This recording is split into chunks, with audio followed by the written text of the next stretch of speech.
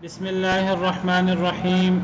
إذ قال الله يا عيسى إني متوفيك ورافعك إلي ومطهرك من الذين كفروا وجاعل الذين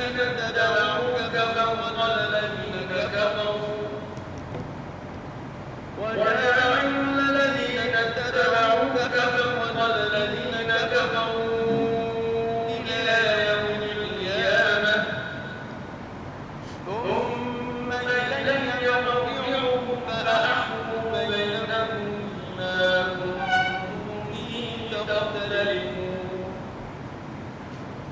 فأما الذين كفروا فأعذبهم عذابا شديدا في الدنيا والآخرة وما لهم من ناصرين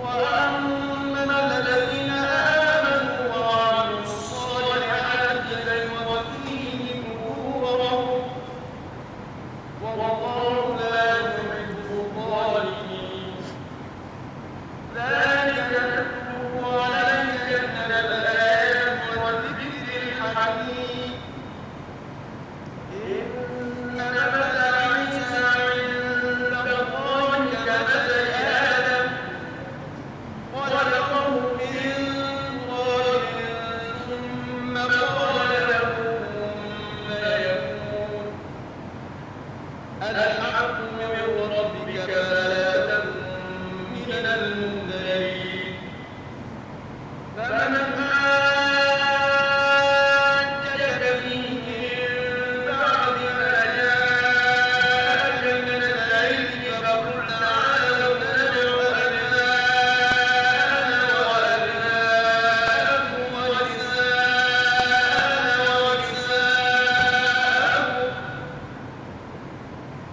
ونساءكم وأنفسنا وأنفسكم ثم نبتهل فنجعل لعنة الله على الكاذبين إن هذا لهو القصص الحق وما من إله إلا الله وإن الله لهو العليم الحكيم فإن تولوا فإن الله عليم بالمفسدين أعوذ بالله من الشيطان الرجيم. بسم الله الرحمن الرحيم. إذ قال الله يا عيسى إني متوفيك ورافعك إلي ومطهرك من الذين كفروا وجاعل الذين اتبعوك فوق الذين كفروا إلى يوم القيامة. إذ قال الله يا عيسى، جب فرمایا اللہ تعالیٰ نے یا عیسیٰ اے عیسیٰ علیہ السلام، انی متوفیک، بے شک میں پورا لینے والا ہوں آپ کو، ورافعک الیہ، اور بلند کرنے والا ہوں آپ کو اپنی طرف۔ متوفیک یہ توفا سے ہے، باب تفاعل ہے، اس کا روٹ واو فا یا ہے، واو فا یا، اسی سے وفا ایفائے عہد اسی سے ہی ہوتا ہے۔ وفا کا مطلب پورا کرنے والا، وعدے کو پورا کرنے والا۔ توفا وہ بھی اسی سے ہی ہے۔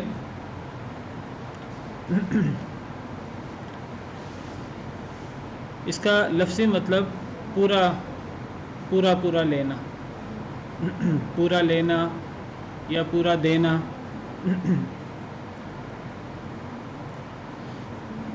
موت کے لیے توفا کا لفظ استعمال ہو جاتا ہے، کیونکہ موت بھی یہ بھی پورا لینے کی صورتوں میں سے ایک صورت ہے۔ کیسے کہ موت کی صورت میں انسان کے جو دنیاوی اعمال ہیں، ظاہری اعمال، وہ انسان سے منقطع ہو جاتے ہیں، اور انسان جسمانی طور پر وہ آپ سمجھیے اس کی روح الگ ہو جاتی ہے، نکل جاتی ہے اس کے جسم سے، اور وہ دنیا میں جو کچھ ہاتھ پاؤں ہلاتا تھا، جو کچھ عمل کرتا تھا، اب وہ عمل نہیں کر سکتا، گویا کہ اس کے اختیارات اسے سلب کر لیے گئے ہیں۔ تو موت بھی پورا لینے کی صورتوں میں سے ایک صورت ہے، اس لیے موت پر بھی لفظ توفیٰ کا اطلاق ہو جاتا ہے۔ اللہ یتوفی الانفس حین موتها، اللہ فوت کر دیتے ہیں جانوں کو ان کی موت کے وقت۔ اب یہاں اللہ یتوفی الانفس، یہاں یتوفی یہی لفظ ہے، یتوفی مضارع ہے، یہی اسی سے، یہ متوفی کا اسی سے اسم فاعل ہے، وہ بھی باب تفاعل ہے، یہ بھی باب تفاعل ہے، تو وہاں موت مراد ہے۔ اسی طرح اس کا اطلاق نیند پر بھی ہوا ہے، چونکہ نیند میں بھی عارضی طور پر انسان کے اختیارات جسمانی اس سے سلب کر لیے جاتے ہیں۔ نیند کے اندر انسان دیکھتا نہیں ہے، انسان کا سننا اور باقی جو احساسات ہیں وہ عارضی طور پر آپ سمجھیے منقطع ہو جاتے ہیں۔ تو نیند پر بھی توفیٰ کا اطلاق ہوتا ہے، جیسے ابھی میں نے جو آپ کے سامنے آیت پڑھی اس میں موت اور نیند دونوں پر توفیٰ کا اطلاق ہوا ہے۔ اللہ تعالیٰ فرماتے ہیں،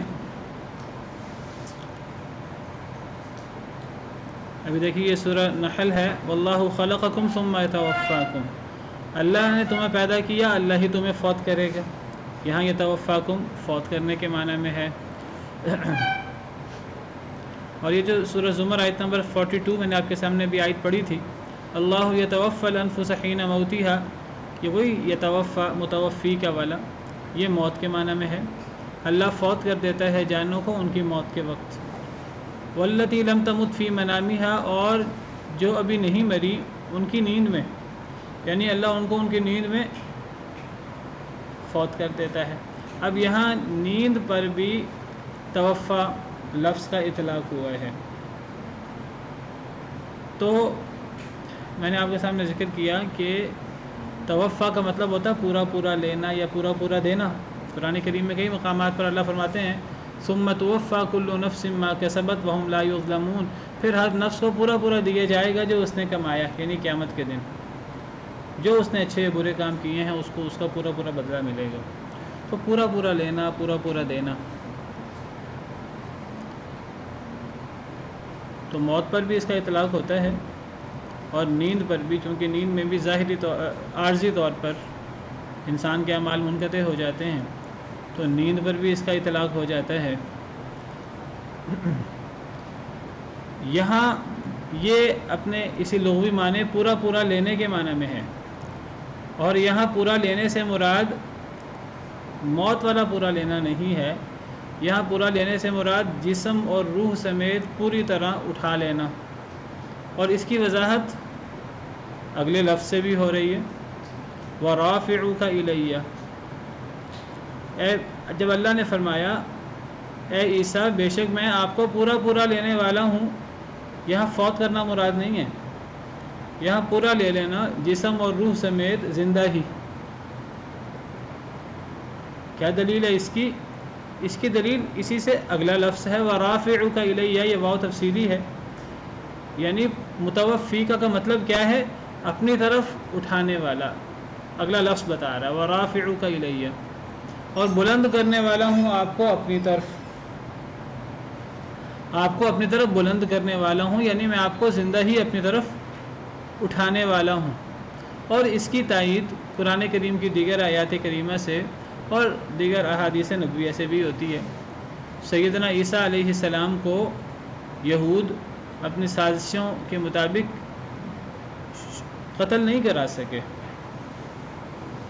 شام اور فلسطین کے بادشاہ سے کوشش انہوں نے کی، لیکن سیدنا عیسیٰ علیہ السلام کی شباہت کسی اور پر ڈال دی گئی، اسے سولی دے دی گئی، سیدنا عیسیٰ علیہ السلام کو اللہ تعالیٰ نے اٹھا لیا، جسم اور روح سمیت پوری طرح لے لیا۔ تو یہاں متوفی کا سے مراد پورا لے لینا ہے، جسم روح سمیت زندہ ہی اٹھا لینا ہے۔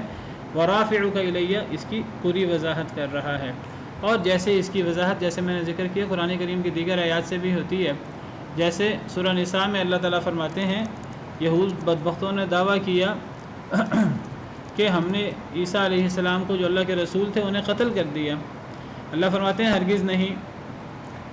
سورہ نساء آیت نمبر 157 اللہ فرماتے ہیں وما قتلوہ یقینا، یہود یقینی طور پر سیدنا عیسیٰ علیہ السلام کو قتل نہیں کر سکے. بل رفعہ اللہ الیہ، بلکہ کیا ہوا تھا اللہ نے اٹھا لیا تھا انہیں اپنی طرف. یہودی قتل نہیں کر سکے سیدنا عیسیٰ علیہ السلام کو. کوشش انہوں نے کی، سازش انہوں نے کی، لیکن وما قتلوہ وما صلبوہ، نہ وہ نہ انہوں نے قتل کیا انہیں اور نہ انہوں نے ان کو سولی دی، ولکن شبہ لہم، لیکن شباہت ڈال دی گئی تھی ان کے لیے. حضرت عیسیٰ علیہ السلام کی صورت کسی اور کی بنا دی گئی تھی، اسے انہوں نے قتل کر دیا، سولی بھی دے دی. حضرت عیسیٰ علیہ السلام کو یقینی طور پہ وہ قتل نہیں کر سکے بلکہ اللہ نے انہیں اٹھا لیا. اور دیگر آیات و احادیث سے اس کی بڑی وضاحت سے تائید ہوتی ہے. تو پتہ لگا کہ متوفی کا یہ پورا لینا یعنی جسم اور روح سمیت زندہ اٹھانے کے معنی میں ہے. اور اس کی بہت بڑی دلیل اس سے آگے واو تفسیری ہے اور رافع کا الیہ وہ اس کی پوری طرح وضاحت کر رہا ہے. جی ان کو اٹھایا گیا تو وہ مسلمان تھا جس کی تشریح بنائی گئی اس کو ان کے مسلمان بندہ ہی نبی کی شکل میں آئے، جیسے کہ بزنس میں آتے تھے کسی صحابہ کی شکل میں آتے تھے، صحابی کی شکل میں آتے تھے. نہیں دیکھیے یہ تو اللہ کی مرضی ہے، اللہ کس کو کس کی شکل دے دے اور کس کی شکل کس کے قریب بنا دے. واللہ عالم، یہ بات بالیقین نہیں کی جا سکتی. کسی حضرت عیسیٰ کے حواری پر ان کی شکل شباہت ڈالی گئی تھی یا وہ جو پیش تھا ان کی مخالفت میں اور اس سازش میں جو سرغنہ تھا اس پر حضرت عیسیٰ کی شباہت ڈالی گئی تھی، اللہ کو پتہ ہے. تو بہرحال حضرت عیسیٰ کی شباہت ڈال دی گئی تھی کسی اور پر اور اسے انہوں نے قتل کر دیا تھا. واللہ تعالی عالم. بعض مفسرین کہتے ہیں کہ متوفی کا یہاں وہ جو متوفی کا معروف معنی فوت کرنا ہے، جو پورا لینے کی بعض صورتوں میں سے ایک صورت ہے کہ جسمانی طور پر سارے اعمال سلب کر لینا، فوت کر دینا. بعض کہتے ہیں یہاں بھی متوفی کا فوت کرنے کے معنی میں ہے، لیکن پھر آیت میں تقدیم و تاخیر ہے. قرآن کریم میں کئی مرتبہ تقدیم و تاخیر ہو جاتی ہے. وہ کہتے ہیں اگر متوفی کا کوئی اس کے اصل معنی میں رکھیں فوت کرنے کے معنی میں وہ بھی ہو سکتا ہے، لیکن پھر اصل عبارت اس طرح ہوگی اذ قال اللہ یا عیسیٰ انی رافعک الی و متوفیک. یعنی اس کا مطلب یہ ہوگا کہ جب اللہ تعالیٰ نے فرمایا اے عیسیٰ میں آپ کو اپنی طرف اٹھانے والا ہوں، اپنی طرف اٹھانے کے بعد پھر میں آپ کو فوت بھی کر دوں گا. یعنی جب میں آپ کو اپنی طرف اٹھاؤں گا اور اپنی طرف اٹھانے کے بعد دوبارہ قرب قیامت دنیا میں بھیجوں گا تو پھر آپ کو میں موت بھی دوں گا. پھر وہاں یہ جو فوت کرنے کی بات ہے یہ اٹھانے والے مرلے کے بعد قرب قیامت ہوگی، جب جب سیدنا عیسیٰ علیہ السلام نبی کریم صلی اللہ علیہ وسلم کی امت میں بحیثیت امتی آئیں گے قرب قیامت اور دجال کو قتل کریں گے، تو اس وقت اللہ تعالیٰ آپ کو فوت بھی کر دیں گے تبھی زندگی گزارنے کے بعد. بہرحال متوفی کا معنی ورافع کا الیہ کی وجہ سے پورا اٹھا لینا جسم روح سمیت کر لیا جائے، اور رافع کا الیہ وہ بھی اسی معنی میں ہوگا، یہ معنی کر لیا جائے تب بھی تمام آیتوں کو اور احادیث مبارکہ کو اکٹھا کیا جائے مطلب یہی بنتا ہے. یا پھر متوفی کا کو فوت کرنے کے معنی میں ہی رکھا جائے اور رافع کا الیہ اور متوفی کا میں تقدیم و تاخیر مانی جائے اور پہلے اٹھانا مراد لے لیا جائے. حضرت عیسیٰ اس وقت آسمانوں پہ ہیں، جس طرح بہت ساری احادیث مبارکہ سے بھی پتہ لگتا ہے اللہ نے زندہ انہیں اٹھایا ہوا ہے. پھر وہ آئیں گے تو متوفی کا سے مراد پھر وہ دوبارہ آنے کے بعد قرب قیامت ان کی طبی موت مراد ہو. تو بہرحال دونوں طریقوں سے وہی معنی بنتا ہے جس کی تائید دیگر آیات اور دیگر احادیث مبارکہ دیگر نصوص سے ہوتی ہے، اور یہی طریقہ کار ہے کہ کسی بھی مسئلے کا گہرا علم حاصل کرنا ہو تو اس مسئلے کے متعلق تمام آیات و احادیث کو اکٹھا کر کے پھر معنی واضح ہو جاتا ہے۔ تو اللہ تعالیٰ نے حضرت عیسیٰ علیہ السلام کو پہلے ہی بتا دیا تھا کہ اللہ تعالیٰ نے آپ کو بہت سارے معجزے دیے، اللہ نے آپ پر بڑے احسانات کیے، اللہ نے روح القدس سے آپ کی مدد کی، تو یہ معاملہ بھی ایک معجزاتی معاملہ ہوگا، اور یہ معاملہ بھی جو ہے وہ عام روٹین سے ہٹ کر ہوگا، آپ کا دنیا سے اٹھنا پہلے مرحلے میں۔ وَمُطَهِّرُكَ مِنَ الَّذِينَ كَفَرُوا، اور پاک کرنے والا ہوں آپ کو ان لوگوں سے جنہوں نے کفر کیا۔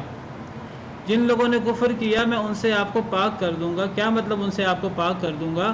یعنی ان کافروں نے آپ پر جو جھوٹے سچے الزامات لگائے ہیں وہ الزامات آپ سے دھو ڈالوں گا، اور اللہ تعالیٰ نے دھو ڈالے۔ سیدنا عیسیٰ علیہ السلام پر بدبختوں نے ولد الزنا ہونے کے الزام لگائے، ولد الحرام ہونے کے الزام لگائے، الٹے سیدھے الزام لگا کر بادشاہ کے سامنے انہیں برا کیا، اور بادشاہ سے کوشش کی انہوں نے کہ سیدنا عیسیٰ علیہ السلام کو شہید کر دیا جائے، قتل کر دیا جائے، اور اتنے بدبخت تھے کہ بعد میں وہ دعویٰ کرتے رہے کہ انا قتلنا المسیح عیسیٰ بن مریم رسول اللہ، ہم نے عیسیٰ بن مریم کو جو اللہ کے رسول ہے ہم نے انہیں قتل کر دیا۔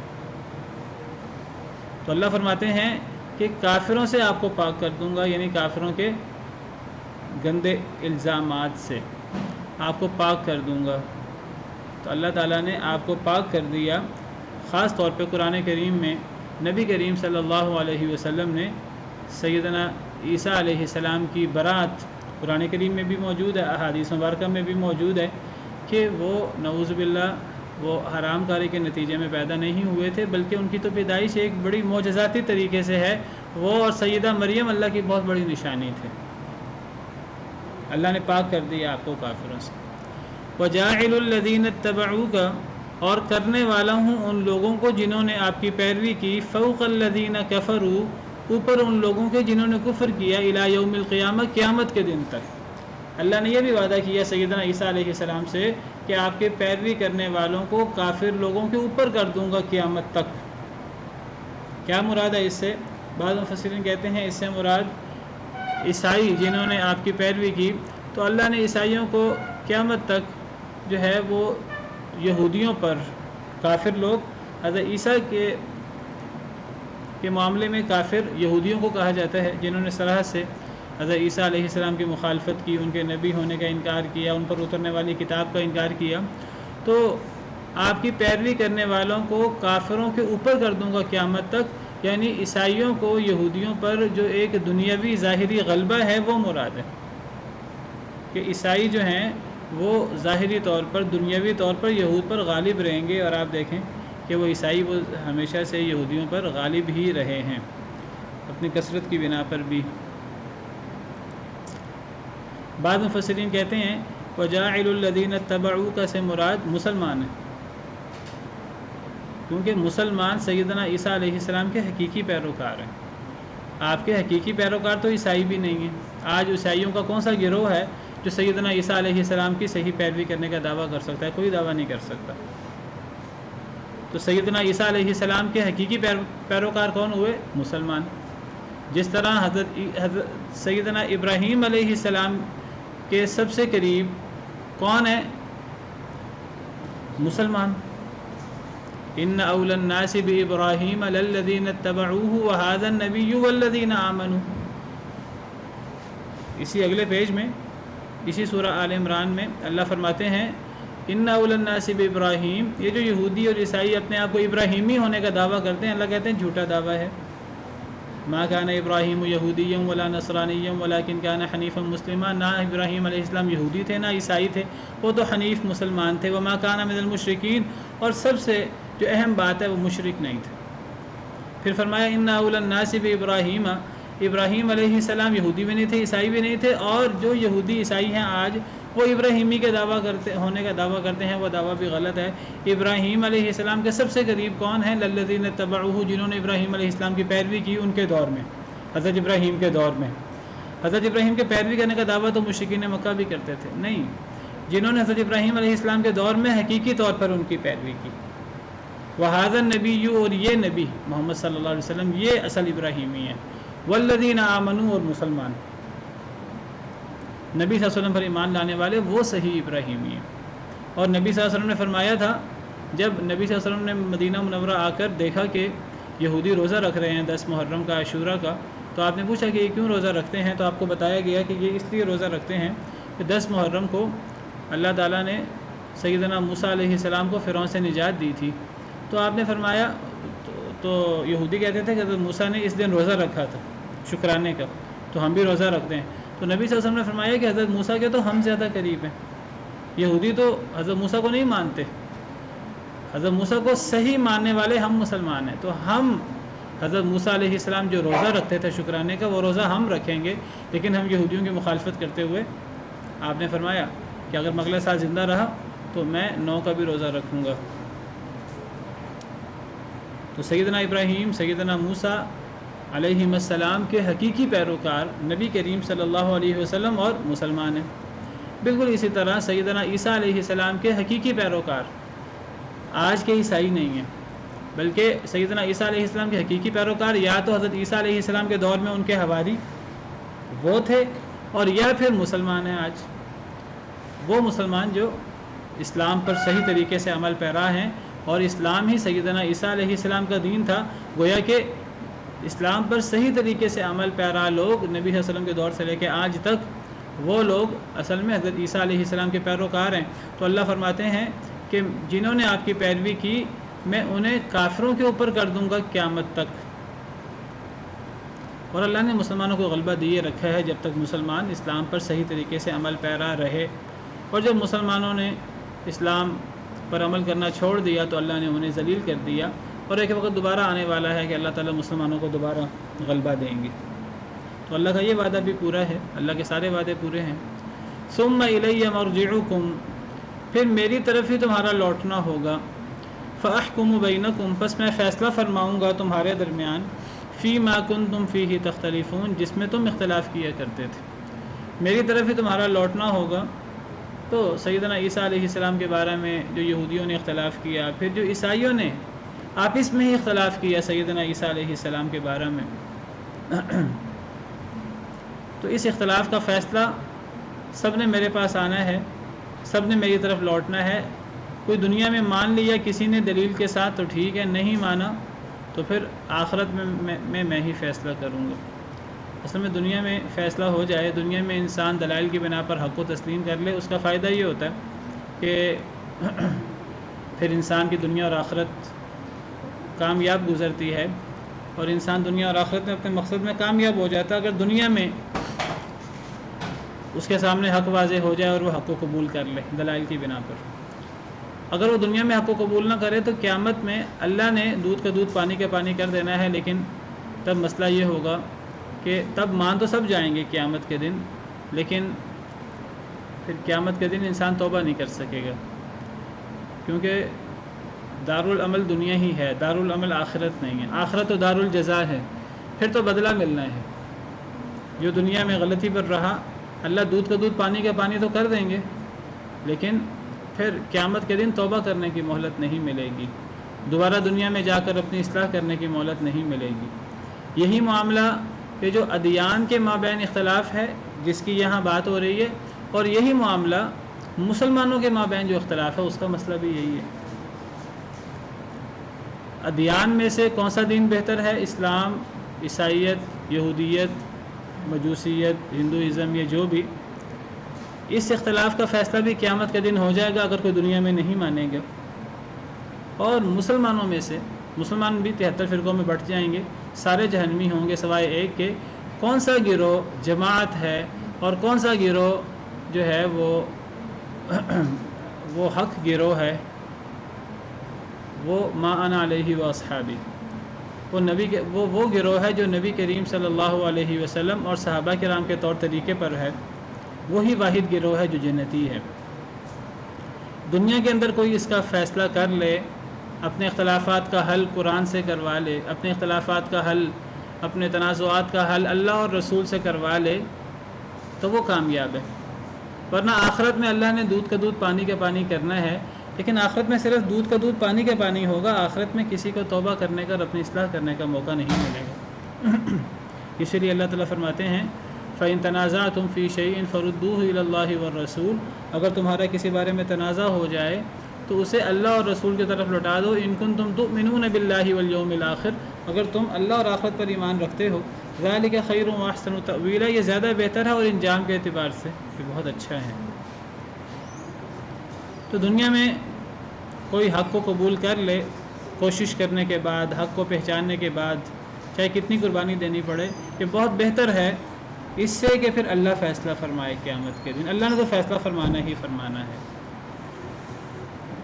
فَأَمَّا الَّذِينَ كَفَرُوا فَأُعَذِّبُهُمْ عَذَابًا شَدِيدًا فِي الدُّنْيَا وَالْآخِرَةِ، پس رہے وہ لوگ جنہوں نے کفر کیا، پس میں عذاب دوں گا انہیں۔ قیامت کے دن اللہ تعالیٰ حق واضح تو کر دیں گے، لیکن اب جو کافر لوگ اللہ بتا دیں گے یہ کافر تھے، یہ غلط تھے، یہ غلطی پر تھے، پھر اب کسی کو مان سب لیں گے قیامت کے دن، لیکن اب قیامت کے دن توبہ کرنے کی، مسلمان ہونے کی تو توفیق نہیں ملے گی، حق کو قبول کرنے کی توفیق نہیں ملے گی۔ پھر جو کافر رہا، اللہ فرماتے پھر میں اسے دردناک عذاب دوں گا، بڑا سخت عذاب دوں گا، دنیا میں بھی اور آخرت میں بھی۔ وَمَا لَهُم مِّن نَاصِرِينَ، اور ان کے لیے کوئی مددگار نہیں ہے۔ وَأَمَّا الَّذِينَ آمَنُوا وَعَمِلُوا الصَّالِحَاتِ، اور رہے وہ لوگ جو ایمان لائے اور جنہوں نے نیک عمل کیے، فَيُوَفِّيهِمْ أُجُورَهُمْ، اللہ پورا دیں گے ان کو ان کا اجر۔ یوفیہم، یہ وہی متوفی کیسے ہے، اللہ پورا دیں گے ان کو ان کا اجر۔ واللہ لا يحب الظالمین، اور اللہ تعالیٰ ظالموں کو بالکل پسند نہیں کرتے، اللہ ظالموں کو بالکل پسند نہیں کرتے۔ یہاں ظالموں سے کیا مراد ہے؟ پیچھے کس کی بات ہو رہی ہے؟ پیچھے ایمان والوں کی بات ہو رہی ہے، یعنی ایمان والوں کے بالمقابل ظالم ہے، ایمان والوں کے بالمقابل ظالم ہیں۔ اللہ ایمان والوں کا ذکر کر رہے ہیں اور اللہ فرما رہے ہیں اللہ ان کو ان کا پورا اجر دیں گے، اور اللہ فرماتے ہیں اللہ ظالموں کو بالکل پسند نہیں کرتے۔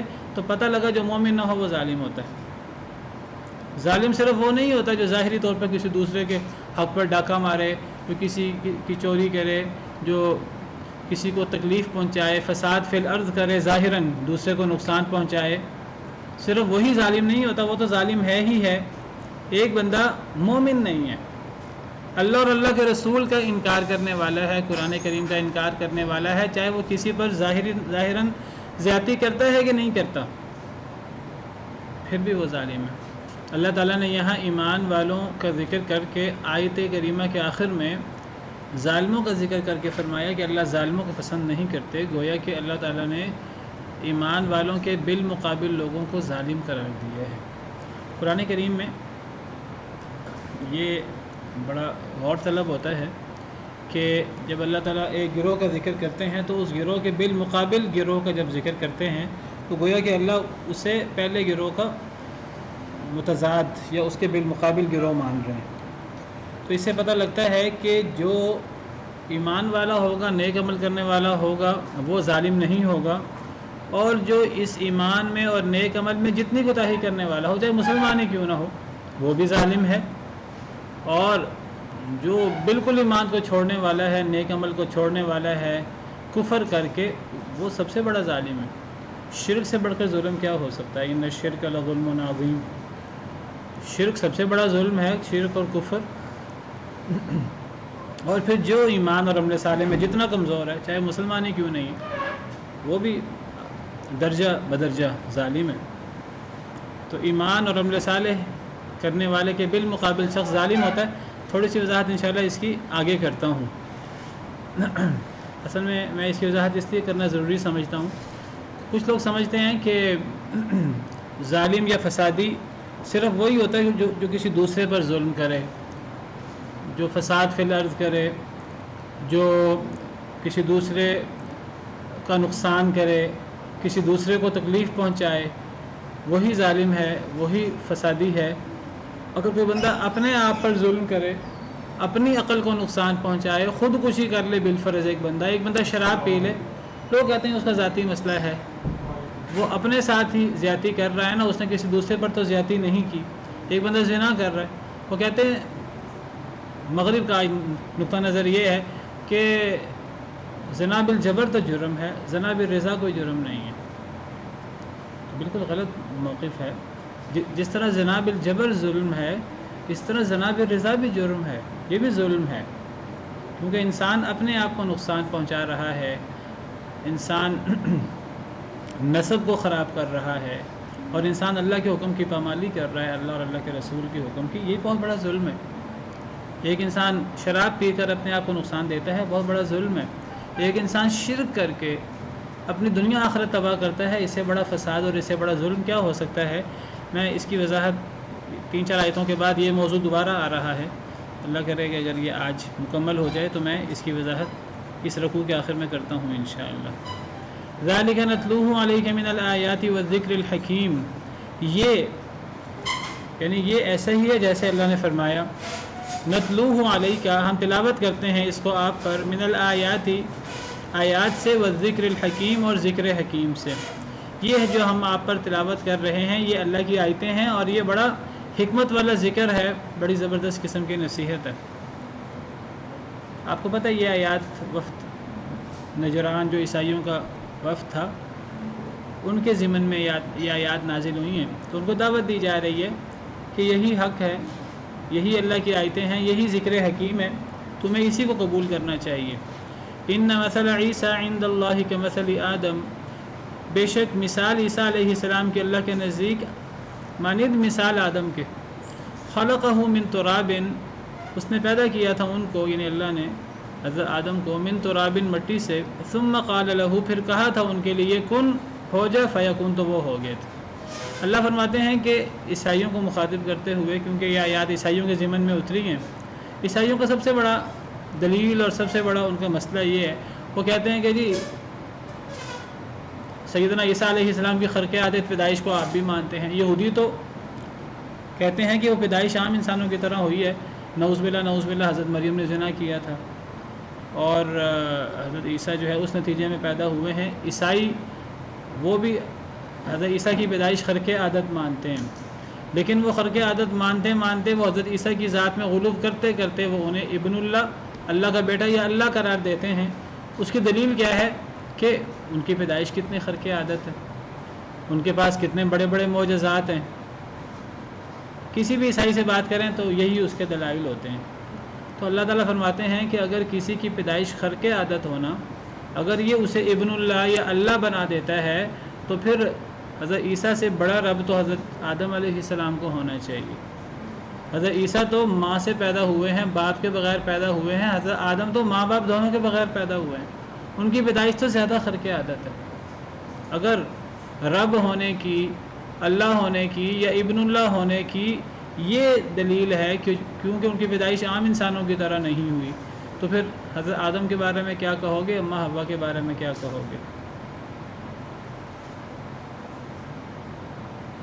جو الٹے سیدھے فضائل غلب کر کے، حضرت عیسیٰ کے بہت فضائل ہیں، وہ اسلام میں تسلیم شدہ ہیں، مسلمان ان کو مانتے ہیں، اور جب تک وہ حضرت عیسیٰ علیہ السلام کو اللہ کا نبی اور جلیل القدر رسول نہ مانے اس وقت تک ان کا ایمان مکمل نہیں ہے. لیکن اس کا مطلب یہ نہیں کہ انہیں اللہ کا بیٹا، جو اللہ کے لیے گالی ہے، یا انہیں اللہ قرار دے دیا جائے. حضرت عیسیٰ کو اللہ یا اللہ کے بیٹا قرار دینے کی جو وجوہات ہیں، روح اللہ یا کلیمت اللہ، وہ ساری چیزیں سیدنا آدم علیہ السلام میں بھی پوری اترتی ہیں. تو میں تفصیل سے ذکر کر چکا ہوں. اس معنی میں تو پھر تمام انسان بھی روح اللہ ہیں اور کلیمت اللہ ہیں. حضرت عیسیٰ کو کلیمت اللہ اس لیے کہا جاتا ہے کہ وہ اللہ کے کلمہ کن سے پیدا ہوئے ہیں، جس طرح پچھلی آیات میں ہم نے پڑھا.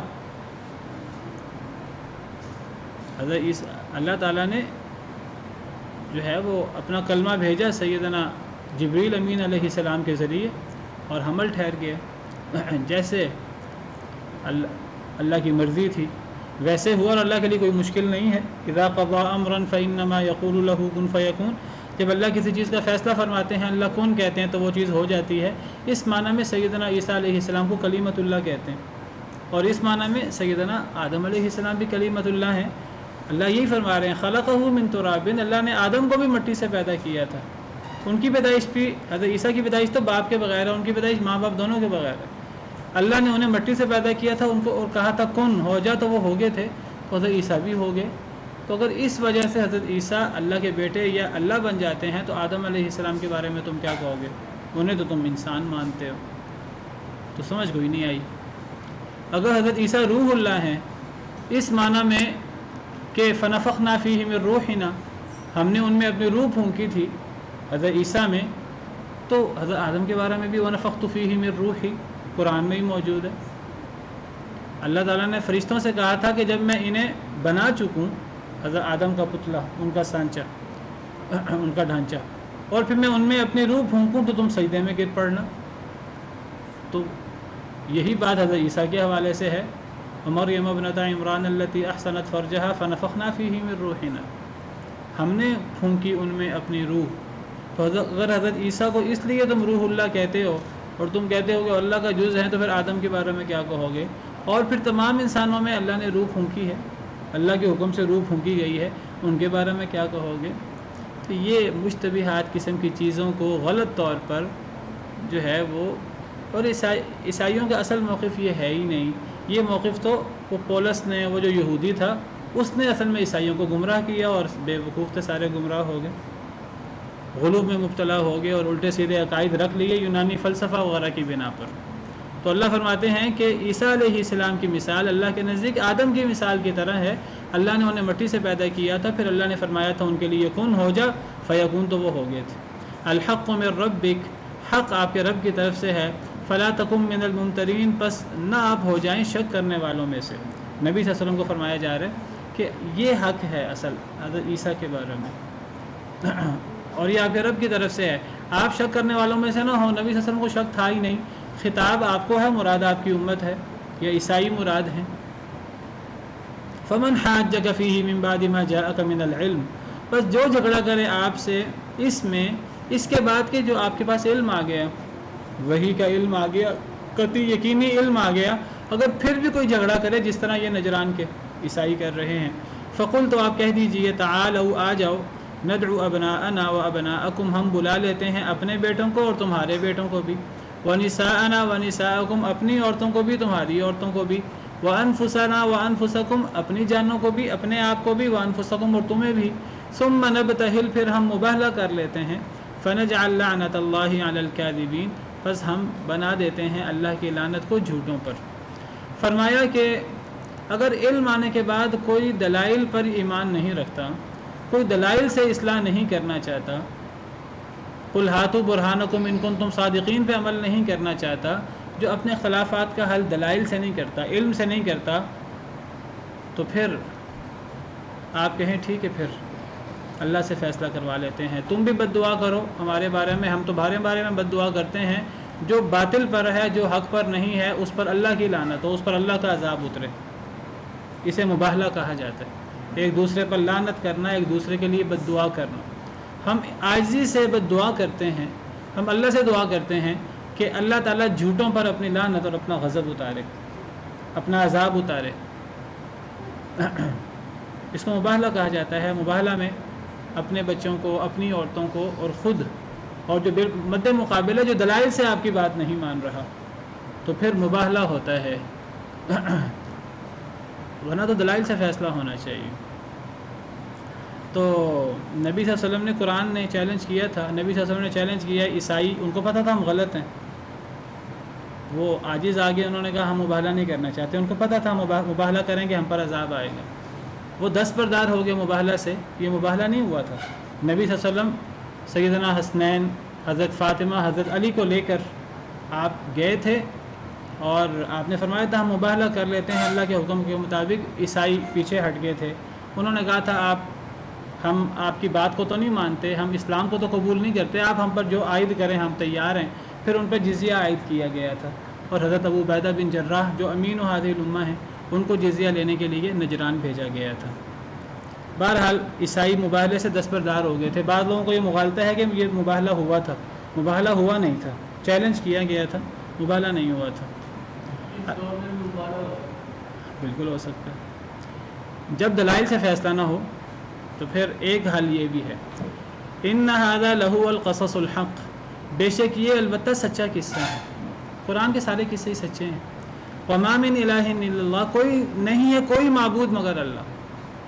اللہ اس عیسائیوں کے ضمن میں، اور یہ جو اختلاف ہے یہودیت عیسائیت کا اور اسلام کا، تو اللہ تعالیٰ اس ضمن میں فرما رہے ہیں کہ وما من الہ الا اللہ، کوئی معبود برحق نہیں ہے مگر اللہ۔ اصل چیز توحید ہے، جو توحید پر ہو وہ کامیاب ہے۔ مسلمان توحید پر ہے، نہ عیسائی اس پر ہے نہ یہودی اس پر ہے۔ وَإِنَّ اللَّهَ لَهُوَ الْعَزِيزُ الْحَكِيمُ، اور بے شک اللہ تعالیٰ البتہ وہی بہت غالب بہت حکمت والے ہیں۔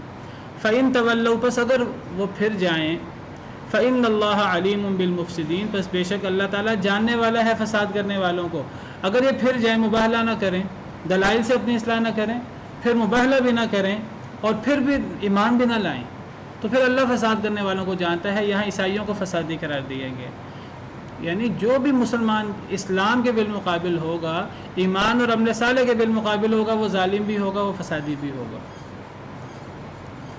جب بھی نبی آتے ہیں اللہ کے حکم سے اور اللہ کے دین کی دعوت دیتے ہیں، اور پھر جو مخالف ہوتے ہیں اللہ تعالیٰ ان کو تباہ کر دیتے ہیں۔ پرانے زمانے میں اللہ تباہ کرتے رہے، تو اللہ تعالیٰ فرماتے ہیں وَلَا تُفْسِدُوا فِي الْأَرْضِ بَعْدَ إِصْلَاحِهَا، زمین میں فساد نہ کرو زمین کی اصلاح کے بعد۔ نبی جو آ کر زمین میں دعوت دیتے ہیں اور اصلاح کرتے ہیں اور مسلمان باقی رہ جاتے ہیں، ظالموں کو تباہ کر دیا جاتا ہے، پرانے زمانے میں کر دیا جاتا تھا، تو اللہ تعالیٰ فرماتے ہیں زمین کی اصلاح کے بعد فساد نہ کرو، یعنی کفر، شرک، اللہ کی نافرمانی، یہ سب سے بڑا فساد ہے۔ اور پچھلی آیت کریمہ کے ضمن میں نے بتایا کہ ایمان کے بالمقابل یعنی ظلم کیا ہے، ایمان نہ لانا۔ اور سورہ جن میں اللہ تعالیٰ نے مسلمانوں کو اور ظالموں کو ایک دوسرے کے متضاد قرار دیا ہے۔ وقت ختم ہو گیا ہے، میں بس سورہ جن کی آیت آپ کے سامنے رکھ دوں، آپ دیکھیں کیسے وہاں اسلام کو اور ظلم کو اللہ نے مد مقابل ذکر کیا ہے۔ سورہ جن آیت نمبر 14-15 اللہ فرماتے ہیں جنہوں نے کہا وَأَنَّا مِنَّ الْمُسْلِمُونَ وَمِنَّ الْقَاسِطُونَ، ہم میں مسلمان بھی ہیں اور ہم میں قاسط بھی ہیں۔ قاسط کہتے ہیں ظالم کو، نافرمان اور ظالم، یہ جنوں کی بات ہے۔ اللہ نے جنوں کی بات ذکر کی ہے اور اللہ نے موافقت کی ہے۔ جن کہتے ہیں ہم میں مسلمان بھی ہیں اور ہم میں ظالم بھی ہیں۔ فمن اسلم، جو مسلمان ہو گیا، فاولئک تحروا رشدا، یہ تو نیکی کے متلاشی ہیں۔ واما القاسطون، اور جو ظالم ہیں، فکانوا لجہنم حطبا، وہ جہنم کا ایندھن ہے۔ تو یہاں مسلمانوں کے بالمقابل قاسط، ایک مقسط ہوتا ہے، مقسط انصاف کرنے والے کو کہتے ہیں، اور قاسط کہتے ہیں ظالم کو۔ اللہ نے مسلمان کے بالمقابل یہاں ظالم کو پیش کیا ہے۔ جو مسلمان نہیں ہوگا وہ ظالم ہوگا، چاہے وہ کسی دوسرے پر عملاً ظلم زیادتی کر رہا ہے یا نہیں کر رہا۔ شرک سے بڑا ظلم کیا ہو سکتا ہے، کفر سے بڑا ظلم کیا ہو سکتا ہے، فساد کیا ہو سکتا ہے۔ سبحان ربک رب العزت عما یصفون وسلام علی المرسلین والحمد للہ رب العالمین۔